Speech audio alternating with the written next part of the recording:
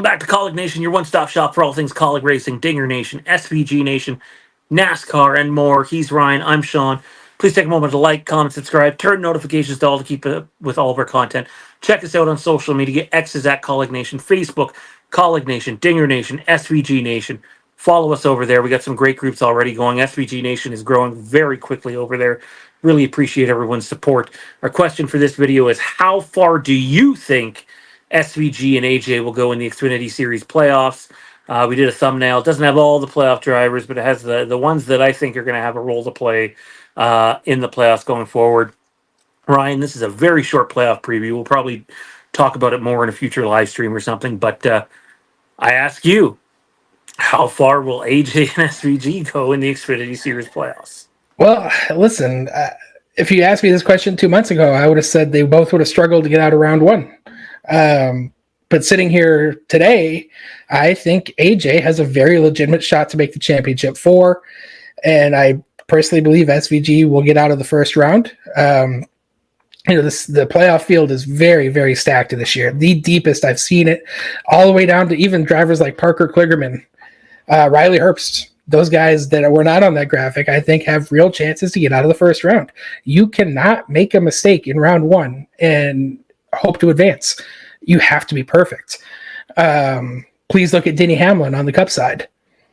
He's at a real danger of not making it out. So it can happen to the best of them. And I personally think both drivers are racing at a very high level.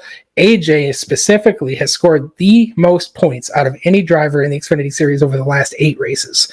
To me, he's putting himself in a position to make a championship four run.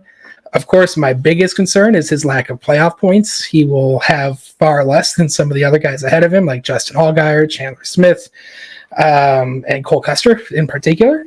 But he's racing at a high enough level that I think he's capable of racing his way into the championship four, whether he wins or not.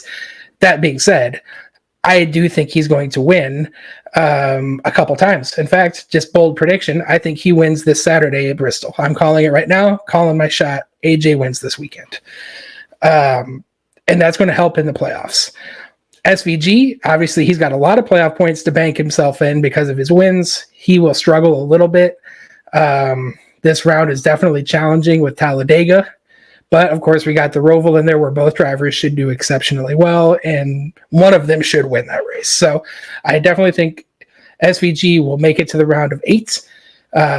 The field is just too good at that point. I do not think he'll advance to the championship 4, but I do think he has a very strong chance to make a good run and potentially finish 5th or 6th in points at the end of the year. So that's where I'm calling it for the Kaulig drivers.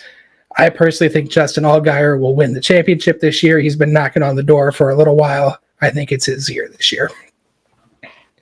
Yeah, when you look at round 1, Kansas, Talladega, the Roval, Kansas and Talladega worry. I'm worried for SVG on those ones. Kaulig has been bringing really fast race cars on mile-and-a-half tracks lately in the super speedway. So I'm not saying they won't have the cars at Kansas and Talladega. I'm more worried the fact that they showed up to Watkins Glen with not great race cars. Before then, I was riding a 3 or 4 week high of being like, yeah, they're really bringing some fast cars. And then the blunder there was definitely not what you want. I think AJ will be quick at Kansas. I don't know if AJ's going to win at Bristol. Kaulig seems hit or miss on short tracks, mostly miss, but he's won there before. But it's important to remember that when he won at Bristol, he was more like top 5 car. Some late restarts allowed him to be in position to win that race in just dramatic fashion. And he is running the same sponsor as well this upcoming weekend. Not that that matters. Talladega, he's won at before. I think he'll be competitive there. And then the Roval, I believe that is where AJ gets his first win by hook or by crook.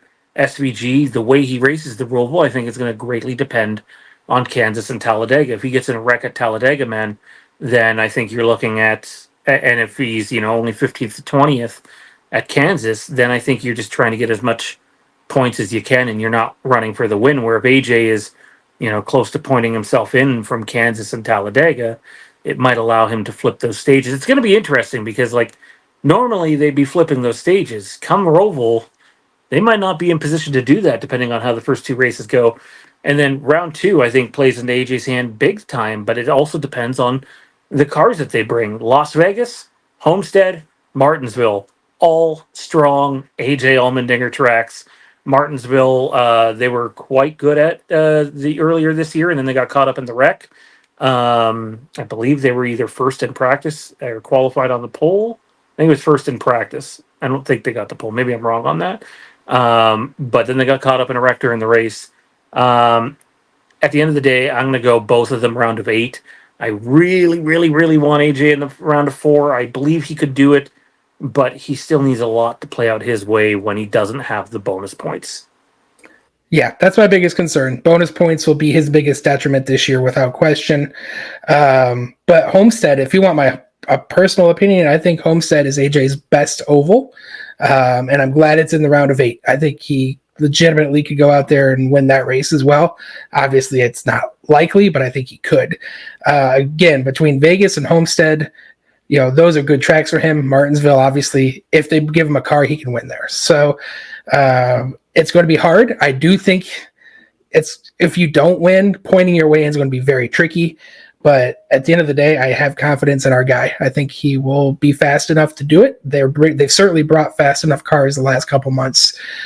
Even if he's not winning races, he's finishing top 5. So that's encouraging for me. I do think if you get 3 top 5s in that round of 8 and you're getting stage points, you're probably moving on, even with the lack of bonus points. I know you mentioned Riley Herbst could move on, or Parker Kligerman. Kligerman's performance has started to fall off. Riley Herbst has gone from a really good season to the dude can't keep the wheels on the track anymore. Every week he's involved in something again. So we'll end up seeing what happens there. But I got round of 8 for both. Ryan has round of 8 and round of 4 for his. What do you think? Comment down in the comment section down below and let us know what you think is going to happen with the Xfinity Series playoffs. That's going to do it for this video, though. Like, comment, subscribe. Follow us on social media at Kaulignation, Kaulignation, Dinger Nation, SVG Nation on Facebook, and we'll see you in the next video.